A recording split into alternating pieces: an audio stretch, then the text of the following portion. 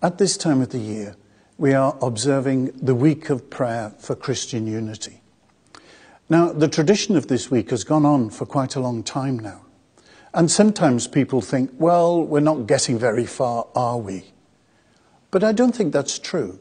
Certainly in my lifetime, there's been terrific changes in the way the different Christian churches relate to each other, work together, pray together, and struggle sometimes to understand each other fully. So this is an important motive for our prayer. What is it exactly? That we as the visible church should fulfill the prayer of Jesus, that we all may be one.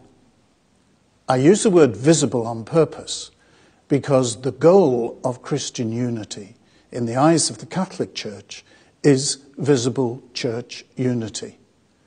Now that, of course, raises the question of what do we mean by church? What do we mean by visible church? And in our Catholic tradition, that means that we share faith, that we share apostolic ministry, in other words, the ministry of bishop, priests and deacons, and that we share sacraments, and that we share these common statements of faiths, the creed.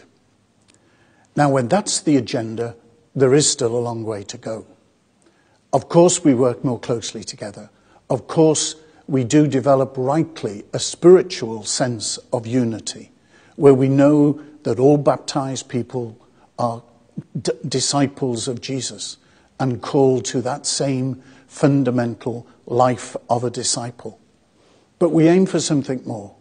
We aim that the visible way in which the church's life is expressed should embrace us all. That doesn't mean uniformity, but it does mean having, as it were, a common bone structure. And in that, the position of the Holy Father, of the Pope, is very crucial.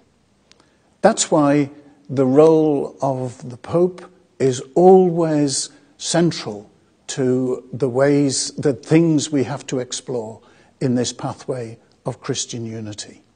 And the Pope, of course, being a bishop, means that the role of the bishop, being the visible sign of the unity of the local church, is also very crucial. Not long ago, all the Anglican and Catholic bishops from the West Midlands met here together in this room. And we recognised that among us there were deep shared instincts about what it is to be a bishop.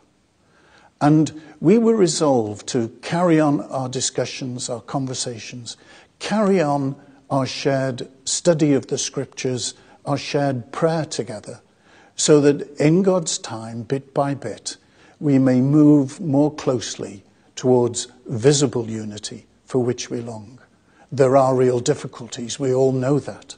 Recent decisions of the Church of England create extra challenges for us. But none of this will bring our conversation to an end.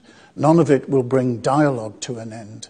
And none of it should make our prayer any less heartfelt during this week of prayer for the unity of all Christians.